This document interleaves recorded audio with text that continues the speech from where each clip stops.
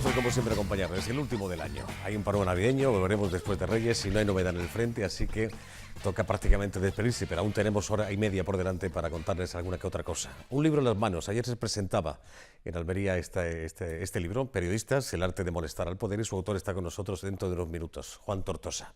Antes, algo que rescatamos de ayer tarde. No hubo tiempo para contárselo, pero sí que merece mucho la pena poder rescatarlo. De nuevo, la Asamblea Feminista de Almería salió a la calle para protestar, una vez más, contra la violencia de género, máxime el último caso, por todos conocido, de esa joven profesora zamorana que fue asesinada en un municipio de Huelva. Juan Domínguez, estuvimos en la Plaza del Educador, en pleno paseo de Almería. Cuéntanos, bienvenido, buenas tardes, adelante. Sí, Joaquín, efectivamente nos hemos venido hasta la Plaza del Educador, donde estaba anunciada para esta tarde esa concentración, en este caso, de la Asamblea Feminista de Almería contra la violencia de género. Ya estamos viendo, también se va a hacer una performance y nos atiende aquí en Abierto al Atardecer de Interalmería Televisión una portavoz, en este caso de la Asamblea, que es Gloria Gago. Gloria, muy buenas tardes. Hola, buenas tardes. ¿Qué tal estamos? Pues... Regular. Regular, sí, solo regular, la verdad que sí. Bueno, cada año, no sé, me da la impresión de que todos nos ilusionamos pensando que el año que viene va a ser mejor que este, y vemos que desgraciadamente la cosa no evoluciona favorablemente. No evoluciona en el sentido de que la violencia sigue aquí, es estructural, y eso es lo que tenemos que combatir. Mientras eso no sea así y se considere que el feminismo son cosas de cuatro locas y que el machismo no existe y que las víctimas son solamente cifras de un día, claro que no va a parar, no va a parar. Sí estamos avanzando algo en cuestión de educación y de concienciación. Pasito muy corto. Muy poco. Hay que seguir intensificando esa tarea. Podemos decir que son dos, en esencia, las razones que os reúnen aquí esta tarde, que es el caso de Laura, que está prácticamente ahora en todos los medios de comunicación, y el tema de las chicas que trabajan en la fresa en Huelva. Sí, hemos estado pensando en hacer dos concentraciones diferenciadas para que se le dé la importancia de vida tanto a lo de las freseras como al caso de Laura, ¿no?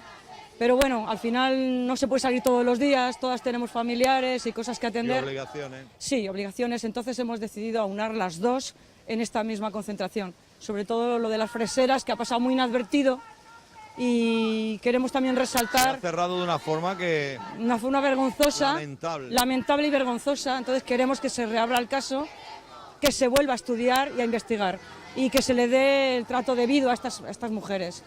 Gloria, una pregunta que parece que son como especie de lápidas las que llevan parte de las asistentes, y creo que cada una de las lápidas me parece que corresponde a una de las fallecidas tan solo en este año 2018, ¿no? Exactamente, tenemos 60 y tantas lápidas con nombres propios, apellidos, edad y el sitio donde han fallecido. No, fallecido no. O donde han sido asesinadas. Exactamente, han sido asesinadas. Esto es solo del año pasado. Y quiero también resaltar, que no se nos olvide nunca, que estas son cifras oficiales, 60 y tantas mujeres oficiales, es decir, las que considera el Ministerio de Interior que son asesinadas por sus parejas o exparejas. En estas cifras no entran las que son asesinadas por hombres, pero no tenían nada que ver con... El asesino no tenía ninguna intimidad con ellas. No sé si me explico. Sí, perfectamente. Me comentabas que ya se ve una nutrida representación, pero que te ha comunicado muchísima gente que por razones unas u otras que van a venir más tarde, con lo cual al final se va a llenar esta Plaza del Educador, ¿no? Sí, esta plaza se va a llenar de indignación, de mujeres cansadas, dolidas, se va a llenar seguro. Pasa que hay gente que sale más tarde del trabajo y bueno, habéis venido en un momento que todavía Gloria, no... da la impresión, yo muchas veces me rompo la cabeza y dice, ahora son las freseras, ahora es Laura, pero fueron también las chicas en su día del tema de la manada en Pamplona, y cuando no es uno, desgraciadamente es otro. A ver, si es que es día sí, día no, día sí, día también. Es que esto es un chorreo constante, no es una cosa puntual. Y lo que pasa es que los medios de comunicación, que por cierto, gracias por haber estado aquí esta tarde, os lo agradecemos. Gracias a vosotros por atender. Pero los medios de comunicación, sinceramente, solo le dan importancia a ciertos casos que son como muy llamativos y muy espectaculares, pero muertas, asesinadas a manos de sus parejas, a manos en una cuneta, prostitutas que matan y no aparecen en los medios de comunicación, es muy triste. Entonces, por desgracia... Una chica me parece que cayó fallecida también, me parece en Asturias o por ahí, y prácticamente casi una noticia de 30 segundos, los informativos Nada, no hubo más. son cifras que son una noticia de 2 minutos y desaparecen. Entonces solamente salen los casos más llamativos, más relevantes. Sí, exactamente, pero... Los que más venden, dicho de otra forma. Claro, pero tenemos el caso también de una mujer que estaba impedida, era dependiente, su marido la ha abandonado y esta señora ha muerto. Entonces ha muerto sola, ha muerto asesinada, ha sido empujada. Sí, es que son muchos casos. El machismo es estructural, es educativo, es cultural, y eso es lo que no se nos mete en la cabeza. Gloria, para terminar, ¿qué soluciones ves? Pues por lo pronto la mayor y principal solución es no negar el machismo, no negar la violencia, no negar que hay hombres machistas, que hay gente que no se cree que esto se puede solucionar. Esto no ocurre. Claro. Hay mucha gente que piensa Claro. que esto no está pasando. Exactamente, y sí está pasando y se está ocurriendo, y hay que plantearse todos y cada uno en su interior y no decir, son 4 feminazis, por favor. Esto está ocurriendo y es sangrante. Entonces, muchos más recursos, mucha más concienciación, mucha más educación y ir cambiando poco a poco los hábitos de estos niños y estas niñas, que se puedan educar en igualdad completa y asumir las cosas que están pasando, no negarlas. Asumir es un paso muy importante. Espero y deseo que en un futuro no se tengan que organizar más concentraciones por este motivo. Esa sería la mejor noticia. Eso sería lo mejor para todas y todos, sí. Muchas gracias. Gracias a vosotras. Gracias por haber venido. Joaquín, lo digo cada día que intentamos estar donde está la noticia, y una de las noticias, sin lugar a dudas, está esta tarde aquí en la Plaza del Educador. Ya las estamos escuchando. La asociación, en este caso la Asamblea Feminista de Almería, manifestándose contra la violencia de género. Con ese caso tan reciente, como todos ustedes saben, de esta joven profesora en este municipio de Huelva, a manos de un auténtico canalla. Tiene calificativos, a veces hay que morderse la lengua para no decir lo que uno piensa, ¿no? Por aquello de estar en un medio de comunicación y por aquello del respeto, el protocolo, pero es que, joder, qué ganas dan de decirle a este tipo unas cuantas cosas. Bueno, este libro, como digo, antes les decía, antes de esa conexión de ayer tarde, se presentaba ayer en la librería Picasso, calle Reyes Católicos. Periodistas y el arte de molestar al poder. Su autor hoy está con nosotros. En la contraportada dice, a modo de sinopsis, el periodismo es algo tan sencillo como ir a un sitio, empaparte bien de lo que está pasando, preguntar lo que no entiendes y contarlo cuanto antes. Escribe su autor en esta obra, ¿no? Pero este libro explica sobre todo por qué hay tantos impedimentos que se oponen a que se haga ese buen periodismo que el autor defiende.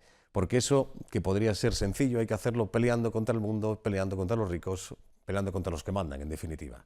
Lo cual convierte este oficio en diabólicamente complicado, en una forma extraña de heroísmo callejero. Periodistas es sin duda la mejor radiografía de esta profesión, bella para unos, canalla para otros, y de cómo se practica en nuestro país. Bienvenido, buenas tardes, Juan. ¿Qué tal? ¿Cómo Bienvenido. estamos? Gracias. Interesante, sin leerlo todavía, pero solamente echando un vistazo a las 4 apuntes, lo que se puede leer en internet sobre la obra, tiene muy buena pinta. ¿Cuántos años has dedicado a esta profesión y te dedicas? Bueno, empecé en el año 77 y o sea, estamos en el 41 ya. 41. Casi nada. Hay unas cuantas preguntas, permítanme Sí. también que las lea, preguntas buenísimas que no sé si las respuestas es lo que podemos encontrar en el interior de este libro. ¿Es posible una relación respetuosa entre la prensa y el poder? ¿Quiénes mueven los hilos en el mundo del periodismo?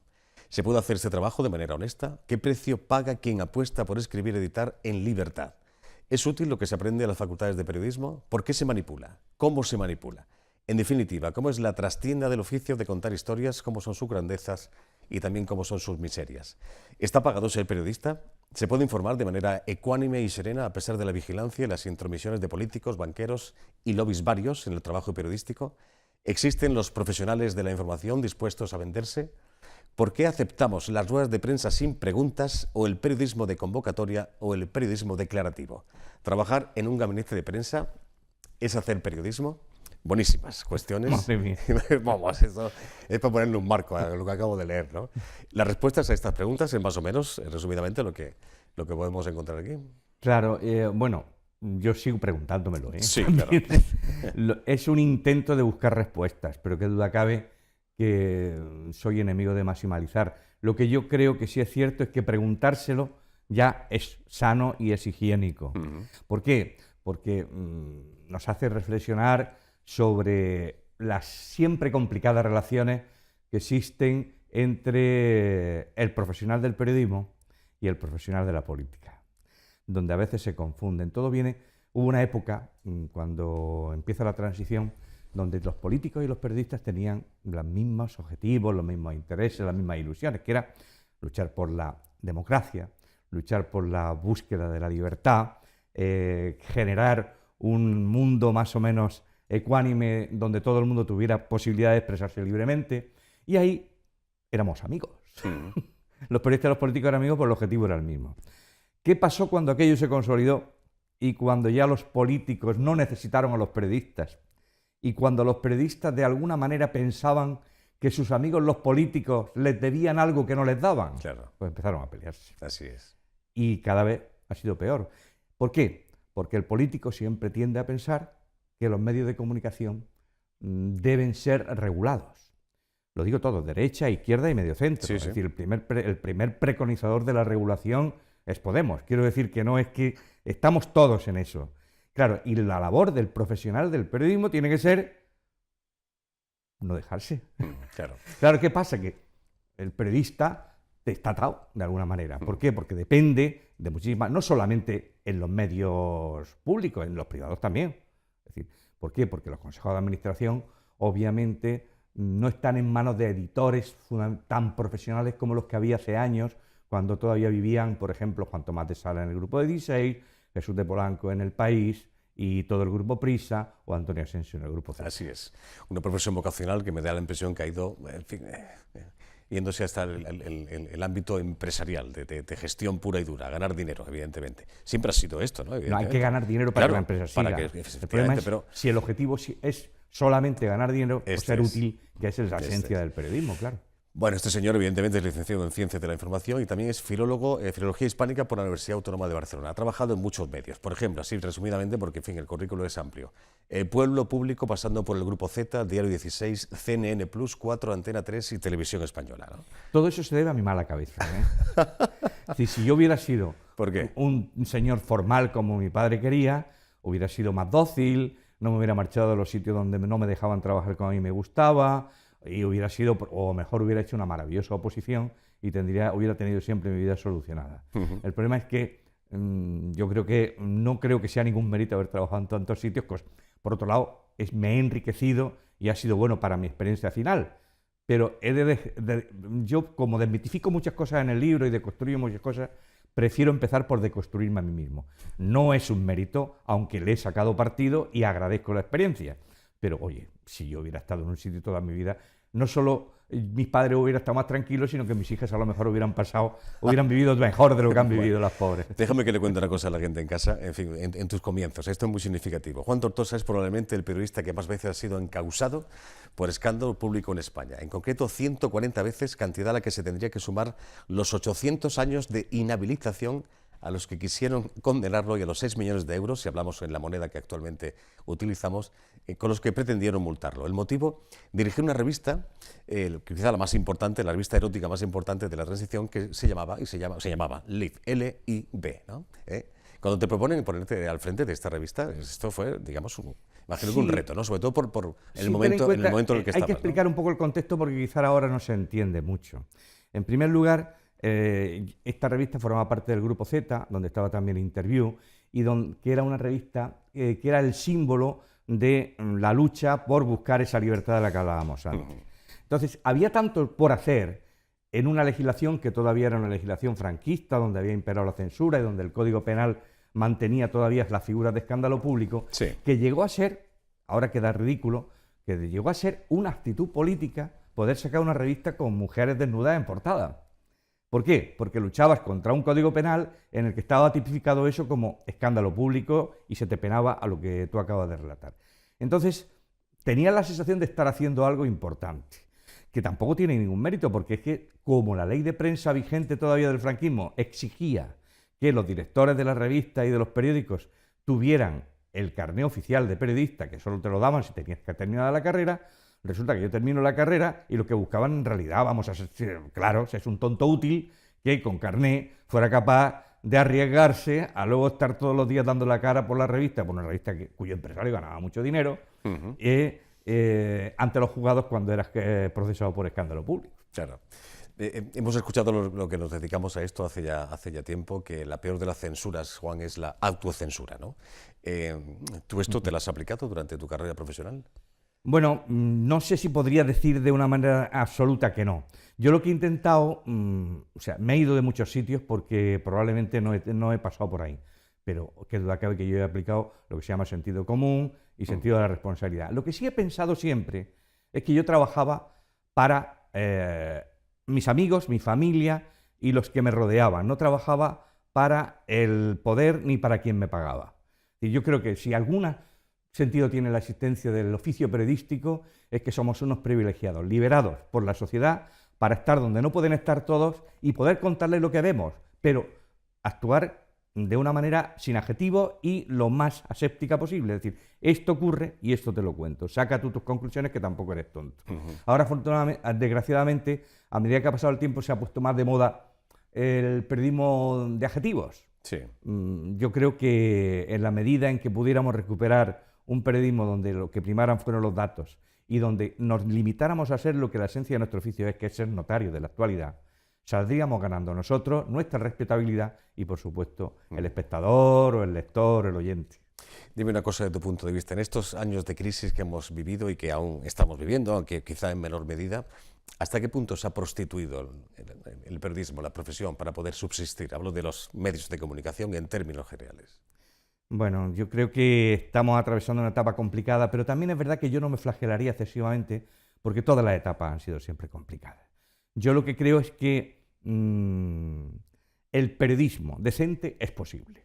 Ya lo creo. Entonces, y que el periodismo tiene un gran futuro. Estamos en un momento donde las nuevas tecnologías, la crisis económica, la proliferación de las redes sociales, la precarización del oficio, hacen que parezca que esto es más difícil que nunca.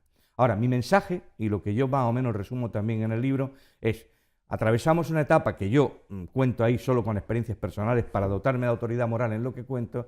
Atravesamos una etapa complicada, pero estamos reinventándonos como en tantas otras cosas. No, tampoco que rasgarse las vestiduras. El cine se ha reinventado, la música se ha reinventado, Internet ha hecho que todo el mundo cambie el esquema con el que funcionaban las cosas. Hay negocios que han desaparecido. El periodismo no va a desaparecer como servicio y como actividad que tiene que ser lucrativa para que pueda seguir adelante. Está pasando ya en Estados Unidos, ¿eh? O sea, por ejemplo, el Washington Post lo acaba de comprar hace 4 o 5 años, como sabes, el dueño de Amazon, y una vez que más o menos lo ha organizado, él no tiene interés tampoco en ganar dinero, lo que tiene interés es en perder. Y entonces, pero estamos asistiendo, y hoy aparece la noticia en algunos medios, a una especie de recontratación de profesionales para hacer periodismo que había desaparecido. A lo mejor se ha encontrado el camino. El camino es que el periodismo a lo mejor no tiene que ser una fuente fundamental de negocio solamente, sino una fuente de servicio fundamental, claro. Y que no pase como, por ejemplo, pasa en las cadenas generalistas, como por ejemplo el mismo Basile, que es el responsable de Telecinco, y Carlotti de Antena 3, no les duelen prendas en decir que ellos venden publicidad y les rellenan con información y con espectáculos. Eso no puede ser. Eso hay que denunciarlo, eso hay que luchar contra ello, y si ese es el camino, hay que demostrar que no es el único, aunque tenga derecho a existir, lógicamente. Yo mataría por el derecho a existir de ellos, pero también quiero que se respete mi manera de entender cómo hay que servir a la sociedad con los medios. Para poder informar, Juan, de forma libre e independiente, hay que ser independiente económicamente hablando. No hay otra vía. Si dependes de hay que estar dispuesto a pagar el precio, pero probablemente no haya que ser rico heredero. Quiero decir, si tú quieres hacerte rico, no te metas a periodista. Eso está claro. Pero si tú quieres vivir con dignidad del oficio, se puede. Mi mensaje a la gente que le gusta el oficio siempre es un oficio que merece la pena, es un oficio que da muchos sinsabores y donde probablemente las compensaciones que tienes allá, más allá de poder pagar tus deudas y cubrir tus necesidades, no llega. Pero es una satisfacción que permite... Hombre, sí que es verdad una cosa complicada, es que probablemente sobran facultades de ciencia de la información, porque no hay capacidad de absorber a todos los licenciados que salen de las facultades. Yo contaba ayer en la presentación en Picasso que entre el año 2010 y el año 2015 salieron 15.000 periodistas a la calle de todas las facultades que hay en España. ¿Dónde metemos 15.000 periodistas? Yo creo que estamos engañando a los jóvenes que se meten en las facultades pensando que así van a solucionar su vida y que descubren cuando acaban que los hemos estafado. Digámoselo antes, advirtámoselo antes, reduzcamos el número de facultades, cuestionemos incluso la existencia de las facultades de Ciencia de la Información. Periodistas como directores de muchos medios nacionales, El País mismo, han tenido directores que no han estudiado periodismo porque solo teniendo cualquier formación cultural básica importante y con un máster posterior puedes perfectamente dedicarte al oficio. Yo creo que la existencia de la ciencia de la Facultad de Ciencia de la Información, si no es una estafa, se le parece mucho y convendría por lo menos que quedara en unos términos que no hubiera tanto estudiante que piense que está haciendo algo importante y cuando descubre que se lo ha engañado ya es demasiado tarde. Claro. Te traslado una de las preguntas, de las varias preguntas que utilizaba al principio en la introducción. ¿Quiénes mueven los hilos en el mundo del periodismo, Juan Tortosa? ¿Quiénes mueven los hilos? Sí, una de estas preguntas que aparecen. Sí, bueno, pues esa es la pena, que yo creo que al haber, como contaba antes, al haber desaparecido parte de lo que eran editores profesionales y al haber, digamos, perdido el norte con respecto a cuáles eran los objetivos fundamentales, una vez desaparecido, por ejemplo, José Antonio Asensio, Juan Tomás de Sala o Jesús de Polanco, y verse en empresas, en macroempresas con muchas deudas que los bancos no iban a cobrar nunca, se generó la peor de las perversiones, que es que los acreedores de los medios de comunicación se convirtieron, para poder cobrar, en accionistas de esos medios. Entonces, ¿qué sucede? Si tú tienes en el Consejo de Administración sentados a consejeros que vienen del Banco de Santander, del BBVA, de Telefónica, de fondos buitre, del Emirato de Qatar, gente que a lo mejor investigando hay cosas que contar que no le gustan, lo que está claro es que ese medio no las va a contar nunca porque se trata de sus jefes. Evidentemente. Ahí es donde se fastidia la esencia del periodismo y donde los que mueven los hilos no son los que tienen que ser. Claro. Hay algunas reflexiones que aparecen, una de ellas va en este camino, los gerentes de los medios. Dice, los gerentes, dice Juan.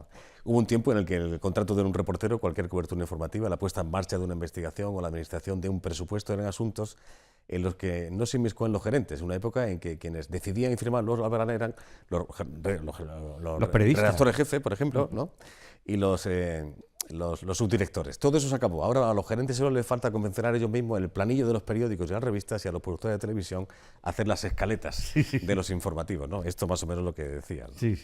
Veniendo a provincias, que esto me interesa, ya que estamos en provincia, en la provincia de Almería, estamos en la capital. El periodismo de provincias. Cuanto más pequeña es una zona, más difícil e incómodo resulta allí el trabajo periodístico. Una información que comprometa a alguien con poder no le augura nada bueno a quien la firma. En las provincias los cuchillos corren también a gran velocidad por los pasillos de las redacciones. Quien pone dinero para una radio, un periódico o una televisión local lo hace, como sabemos, para su mayor lor y gloria. Esto se sigue repitiendo, ¿no? Yo, por ejemplo, fui director de un periódico de provincias en Málaga, de la versión malagueña de Diario 16, que era un periódico que el 50% era capital del Grupo 16 y el otro 50% de empresarios locales, fundamentalmente todo de la mafia de la construcción. Y yo llegué en un momento dado, en el contrato entre las dos partes se estipulaba que la dirección la ponía el Grupo 16 de Madrid, claro. O sea, mi confianza y mi nombramiento dependía de Madrid, no de los empresarios locales. Y el empresario local un día me vino, uno de ellos, uno de los accionistas, me vino un día con una foto de la primera comunión de la hija de un amigo suyo porque se la pusiera en primera página. O sea, el sentido de la propiedad es ese, ¿eh? Total, y el sentido, entre comillas, si se me permite, te pido disculpas de antemano, hortera de la situación, es terrible. Es decir, cómo, claro, afortunadamente yo tenía que luchar para que eso no fuera así, pero lógicamente eso me costaba, es decir, me costaba ser el malo de la película en cosas además que no tenían ni sentido, porque si estás luchando por algo que merece la pena, por una cuestión de concepto serio, de cómo hay que tratar una información, todavía sería hasta debatible, pero es que claro, esto yo creo que a cualquiera se le escapa que, bueno, que rebasar todos los límites, ¿no? ¿Siempre has sido el malo de la película, Juan? Al contrario, yo he sido el tonto. ¿El tonto? No, claro, si hubiera sido listo yo me hubiera plegado, ¿no? Yo formé parte del equipo fundador de Canal Sur Televisión y hoy sería viviría cómodamente en esa casa si a los 9 meses, cuando me di cuenta de qué iba la cosa y cómo lo que yo pensaba que iba a ser un maravilloso medio para vertebrar a Andalucía, se convertía en aparato de propaganda del Partido Socialista por los siglos de los siglos, hasta ahora. Entonces, cuando yo no pude aguantar, yo me fui. O sea, que hice el tonto. Quiero decir, en realidad eso no es hacer el malo, es decir, yo no sé trabajar así, ni quiero trabajar así toda mi vida, por muy seguro que me sienta. Yo tenía un contrato blindado, susceptible de ser convertido inmediatamente en indefinido apenas terminara ese proceso. Y me fui. Y me fui al paro. Y me fui al INEM, que ha sido la empresa que probablemente me ha tenido más veces de nómina. Qué bueno. Oye, es evitable esto de que según en el medio en que trabajes te vinculen con un partido político u otro. Porque esto claro, eso es lo que... No sé si en otros países existe, imagino que sí, ¿no? Pero en el nuestro sin lugar a ninguna duda. Sí, esto es algo, yo creo que habría que extirpar esa posibilidad, que ha derivado. Eso sí lo cuento en parte en el libro, donde yo creo que esto empieza a surgir. Como te decía antes, la relación entre los periodistas y los políticos, hubo un tiempo en que fue idílica, y eso se torció cuando ya los políticos querían ser políticos que controlaran a los periodistas, y los periodistas querían en todo caso una cuota de poder dentro también de la política. Empezaron a confundirse los papeles. Sí. Claro, de alguna manera había periodistas que pensaban, joder, yo me he ganado a pulso ser director general no sé qué, y este pensaba que era mi amigo y no me nombra, ¿qué hay de lo mío? Ahí empezó un poco un memorial de agravio de gente que más o menos estaba bien situada, que a medida que iban pasando los años del PSOE en el poder, se iban cabreando porque de lo suyo no había nada, aunque le iba muy bien en la vida, ¿eh? ¿Qué hicieron? Montaron una asociación que se llamaba la Asociación Española de Periodistas Independientes, la montaron en Marbella en el año 93, que finalmente se acabó llamando el Sindicato del Crimen. ¿El Sindicato del Crimen? Que estaba patrocinada por Luis María Ansón, José María García, Manuel Martín Ferrán, Martín Prieto, José Luis Gutiérrez, Pedro J. Ramírez, y además estaba el Nobel Camilo José Cela y estaba también Antonio Gala. Esta gente, José Luis Baldín, todos eran teóricamente agraviados por el socialismo, entre comillas, y decidieron que había que hacer algo para que cuanto antes el PSOE se fuera del poder. Entonces, desde entonces, ellos y sus discípulos empezaron a encanallar el ambiente en los medios españoles. Porque una cosa es que un medio tenga su línea editorial y otra cosa que la línea editorial haga que al final el periódico se convierta en un pasquín donde lo único es propaganda anti-algo, no pro-algo ni propuesta de algo, sino propaganda anti-algo con adjetivos furibundos y con encanallamiento permanente de una situación que yo creo que se puede gestionar sin necesidad de estar crispado todo el tiempo, ¿no? Claro. Esto ha ido a peor, tanto en las radios como en los periódicos, como en las teles, y tenemos la situación que tenemos hoy, que es bipolarizada. Ya cuando te contratan en un sitio donde sabes a qué te atienes si no te comportas como te parece. Yo he tenido la suerte, a medida que me he ido zafando, de llegar casi a mi jubilación con la sensación de que me he ido librando lo más posible. Tuve la suerte, por otra parte, de la última etapa de mi vida profesional, o la penúltima, estar a cargo de CNN Plus, que la fundé en el 99, hasta que nos la cerraron en el 2010 de una manera absolutamente humillante. Y en esos años, yo he de decir, yo fui todo el tiempo delegado de Andalucía de la cadena, y yo todavía estoy esperando la primera llamada de mi jefe para decirme esto lo tienes que hacer así o esto lo tienes que hacer así. No digo yo que a mi jefe no lo llamaran. Pero ellos a ti no. Pero eso significa que ellos hicieron su trabajo haciendo de parapeto. Hace unos años pasó por este plató, vino a Almería a dar una conferencia, Rosa María Calaf. Te pongo el ejemplo de ella, al igual que otros muchos compañeros. Gran amiga y compañera. Gran periodista, ¿no? Fue compañera mía en Informe Semanal y en Televisión Española. Y esto que tú dices aquí, ¿no? ¿Por qué? Yo le preguntaba, oye, Rosa María, esto de una rueda de prensa donde no se puede hacer preguntas, ¿qué podemos hacer? Dice, joder, levantarse e irse. Así de claro. Sí, pero yo, por ejemplo, que eso lo he intentado hacer en alguna rueda de prensa, he descubierto, lo he hecho, porque yo tenía que responder ante mí mismo, porque yo cubría ruedas de prensa y cuando volvía al despacho, mi jefe era yo. Pero si hay alguien que va a una rueda de prensa y tiene un jefe en el despacho que le va a pedir, a lo mejor empieza a haber problemas, ¿no? Este es el tema. Y a lo mejor empieza a haber problemas, sobre todo si el jefe no coincide con el concepto de dignidad que yo creo que el profesor, que el reportero de calle debería defender siempre, ¿no? Lo que da la sensación que en muchas ocasiones son los comunistas de prensa los que te dan redactada prácticamente ya la noticia, ¿no? Un corta y pega, como aquel que dice, ¿no, Juan? No solo como aquel que dice. Esto también es otra... También hablo de los asesores y de los gabinetes de prensa bastante en el libro porque lo he vivido, incluso he estado en el otro lado del mostrador en algún momento yo. Y yo creo que si los gabinetes de prensa deciden hacer eso, es entre otras cosas porque saben que es la única manera de que la noticia salga, porque la precariedad de la mayor parte de las redacciones hace que solamente si tú recibes parte del trabajo hecho, te garantices la salida. Yo cuento, por ejemplo, en cuanto al periodismo de convocatoria, como trabajando yo de redactor jefe de la agencia Ser y Media en los años 90, los políticos solían llamar los sábados por la tarde o los domingos por la tarde. ¿Por qué? Porque sabían que en la medida en que a nosotros nos dieran noticias, que nosotros las divulgáramos en la agencia, los periódicos que tenían que rellenar el periódico del lunes, tenían páginas que iban a ser rellenadas con eso y además muy agradecidos a ellos. ¿Qué pasaba? Que entonces, oye, que he pensado que voy mañana...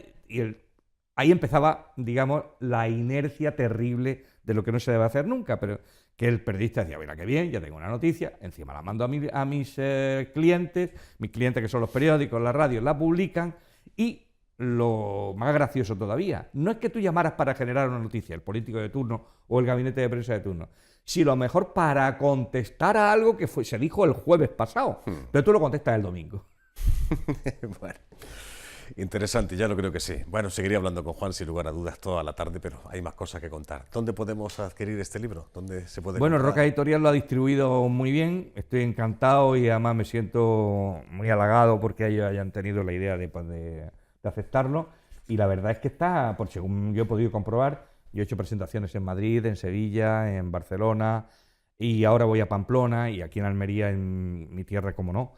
Y está siempre, no solo en las grandes superficies y en internet, sino que está prácticamente en todas las librerías, por lo que yo sé. En la librería Picasso ayer, además, tuve la fortuna de que, como fue muchísima gente a la presentación, pues luego estaban muy contentos porque por lo visto habían adquirido bastantes ejemplares. Yo, desde luego, me cansé de firmar, y cosa que me halaga, me alegra, y he de matizar, le firmé ejemplares a la gente para la que me gusta trabajar en periodismo, a la gente de la calle, a mis vecinos, a mis amigos, a los camareros de los bares. Esos fueron los que compraron en los bares. Claro. No había ni un periodista en la presentación. Sí, solamente, lo dejo ahí. Solamente el que te acompañaba en la mesa, Miguel Ángel Blanco, ¿no? Ah, bueno, claro, por favor. Ese sí. Claro, por favor. Es bueno, amigo. Quizás exagero, pero vamos, si eran 100 personas, a lo mejor había media docena, ¿no? Pero era una manera, estaba buscando el titular, como hacemos los periodistas. Por supuesto, Miguel Ángel Blanco le agradezco, no solo, vamos, el honor que supone para mí que una persona como él se haya venido a ser maestro de ceremonia en una presentación de un tipo complicado como yo y molesto, que simplemente por falta de sentido de la responsabilidad, no porque tenga yo un concepto alto de las necesidades de esto. Es decir, Miguel Ángel, aquí en Almería, yo creo que es una de las personas más consideradas en el mundo del periodismo, y que yo haya tenido el honor de que él haya presentado mi libro, se lo voy a tener siempre reconocido y agradecido. Un tipo comprometido con la profesión, sin lugar a dudas. A pesar de todo esto que hemos comentado, la profesión sigue siendo muy atractiva. No solo es atractiva, sino que sin lugar a dudas. Es que contar historias es algo tan antiguo como la vida misma y va a ser eterno. Y se lo debemos a la gente. La gente necesita tener siempre a alguien que en su nombre vigile al poder y cuente lo que pasa en la trastienda como garantía de que no hay impunidad cuando se manejan determinados hilos. Periodistas, el arte de molestar al poder. Juan Tortosa, un placer conocerte. Gracias por tu visita, Juan. Muchísimas gracias a ti. Hasta la próxima. Vale. También es un clásico esto que hacemos, sobre todo este último día antes de finalizar el año, estos puestos navideños que hay en la avenida Federico García Lorca, que imagino que ya han visitado más de uno, pero al compañero Juan pues siempre le gusta dar una vueltecita a ver qué nos cuentan. Esto hacemos en los próximos minutos. Adelante, de nuevo contigo. Visita obligada prácticamente en las fiestas previas a la Navidad, es el mercadillo navideño, y aquí nos hemos venido, y atención a los dos puestos que hemos elegido esta tarde para aquellos que somos amantes del buen comer. Nos hemos venido hasta Chocolates Sierra Nevada y aquí me atiende mi tocayo Juan. Juan, buenas tardes. Buenas tardes, caballero. Decíamos que Chocolates Sierra Nevada, ¿no? Sí, sí, señor. ¿Cuánto tiempo lleva esta empresa? Bueno, esta empresa lleva 11, 12 años. ¿Dónde tiene la sede? En Pitre, en la Alpujarra Granadina. Uy, ahí te he tenido, qué pueblo más bonito. Sí, de hecho nos En el dicen invierno los hace un poquillo de bárbaros. frío. Pero bastante soportable, se soporta bastante bien. Y además con un buen chocolate más todavía. Estamos descubriendo que hay muchas empresas relacionadas con el mundo del chocolate por aquella zona, ¿no? Sí, de hecho en aquella zona en concreto estamos 3, sí. Qué barbaridad. Bueno, ya lo estamos viendo, Juan, a través de las imágenes, y por algo se caracterizan precisamente es por la variedad, por la diversidad. Me estaba comentando que cada uno de los platitos que hay aquí representa un chocolate, y hay más de 40. Sí, sí, y bueno, y no están todos aquí. Y faltan todavía. Algunos se han quedado en fábrica, sí. ¿Es la primera vez que vienen a lo que es la prenavidad aquí de Almería? No, llevamos ya 7 años viniendo. Ya viniendo. Sí, sí. Bueno, me parece que sí, creo que fue aquí donde un año, efectivamente, fue aquí donde un año tuve la oportunidad de comprar unos bombones que era higo relleno de chocolate, que me parece que los tenemos aquí, y que es curioso que en la esencia lo que se mantiene lógicamente es el higo, pero luego vemos que cada color responde a una variedad distinta de bombón que está en clave lógicamente del chocolate. Correcto, cada uno es diferente, la base principal es el higo, pero luego van rellenos de chocolate, cada uno con un licor diferente, que por eso esa gran variedad. En total tenemos 11 variedades de bombón de higo. Qué barbaridad. ¿Hay alguno que tenga especial tirón por parte del público? O... Sí, podríamos decir que el de brandy, el higo relleno de chocolate con ¿Es brandy, este que tenemos aquí? sí, el plateado. El Es plateado. precisamente el que más tirón tiene. Y también el de almendra y chocolate negro también es uno de los que más. O sea que las joyas de la corona podríamos decir que son estos dos que tenemos aquí. Sí, correcto. Así sería, sí.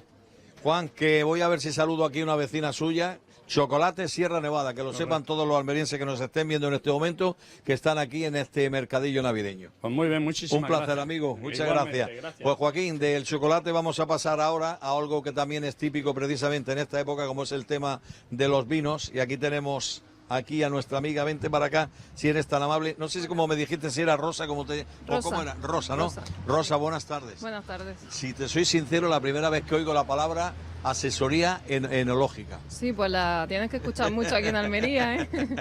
Había escuchado asesoría, pero Sí, pero de ámbito económico. Bueno, me comentabas que estáis muy cerquita de aquí, de la Rambla, ¿no? Sí, nosotros tenemos la sede en calle González Garbín. Calle número González 19. Garbín. Fuera de lo que es esta feria, que ahora vemos que estáis comercializando vinos y champanes de empresas únicas y exclusivamente almerienses, en el día a día os dedicáis a trabajar en el campo y asesorar a las empresas de vino, ¿no? Sí, nosotros en la empresa estamos un enólogo y un ingeniero agrónomo, y lo que hacemos, bueno, pues asesoramos tanto en viñedo, que es en el campo, En el campo, por ejemplo, ¿cómo asesoráis?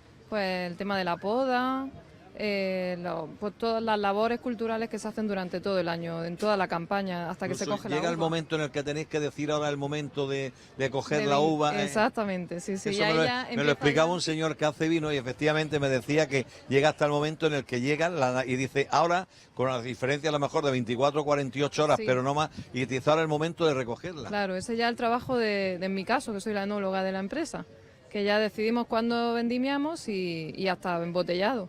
¿Trabajáis para muchas empresas de Almería? Actualmente trabajamos para 3 bodegas, 2 de Almería y una de Granada. Oye, Almería siempre hemos hablado de los Rioja, hemos hablado de los Riberas del Duero, pero se están haciendo muy buenos vinos en Almería últimamente, ¿verdad? Por supuesto, la profesionalidad ha cambiado, ahora mismo hay una calidad diversa dentro de la provincia y la verdad es que no tenemos nada que envidiarle a nadie. Aparte que entiendo que es el objetivo esencial con Marcay aquí, que es la comercialización, Sí. ¿alguna que otra función aquí en este puesto? O... Sí, bueno, también hacemos, una parte de la empresa se dedica al enoturismo y hacemos también talleres de cata, que lo hacemos aquí en la provincia. Anda, pues esto es muy o interesante. incluso por bares, restaurantes, y después hacemos también rutas enológicas, en el cual en un autobús montamos a los que quieran venirse con nosotros y lo llevamos a las bodegas, le damos a conocer los productos de la zona y Eso lo hacéis a lo largo de todo el año. a lo largo del año, sí. Oye, pues está muy bien. Sí, Me comentabas que no es la primera vez, que ya lleváis algunos años viniendo aquí a sí, este ya mercadillo llevamos navideño. cinco navidades y la verdad es que muy contentos. O sea, que ya- Almería se está de alguna forma potenciando lo que es la calidad del vino, pero en el tema del champán, ¿qué tal nos comportamos? Muy bien, la verdad es que mucha gente Porque dice... si te soy "Ay, sincero, no lo podría apuntarme tanto a decir, lo he probado, está muy bueno, pero como soy sincero, no he tenido debes de oportunidad. probarlo. Tenemos espumosos, que es como se les tiene que llamar, porque Vamos no a la estamos... altura de los catalanes sin que se entere nadie. Bueno, a la altura, por supuesto. De hecho, muchos clientes que son de Cataluña, que ahora se van a pasar las navidades allí, se llevan de aquí espumosos bueno, para compararlos con los de allí y la verdad es que vuelven a comprar, o sea que es buena señal. ¿Qué le diría a las personas para que vengan y pasen por aquí? ¿Qué le diría? Pues que tenemos vinos estupendos, que no saben la calidad que hay aquí en Almería y que tenemos que aumentar la cultura vitivinícola y la única manera es probando los vinos. ¿Qué tenéis de todas las modalidades? Blanco, tinto, rosado. De todo, dulce, de todo. Pues muchísimas gracias por habernos informado. A Muy vosotros. amable. Joaquín, pues fíjate, hemos conseguido hablar en este caso, como decíamos, con Juan y con Rosa. Pues hemos hablado de chocolates, hemos hablado de vinos y a lo largo, lógicamente, de la semana iremos descubriendo qué encierran estos stands en el mercadillo navideño de Almería. Bueno, un paseíto por estos puestos, muy agradable. Hay de todo un poco de lo que están buscando, quizá para algún regalito de cara a estas fechas navideñas. Me permiten una pausa, a la vuelta, otro libro en las manos. Este es de fotografía. Lo firma el amigo Rodrigo Valero, lo presenta el próximo miércoles. Sirva de previo o de adelanto, un pequeño aperitivo de lo que van a encontrar en este libro de retratos, unas fotografías realmente espectaculares. Una pausa y enseguida de vuelta. Hasta ahora mismo.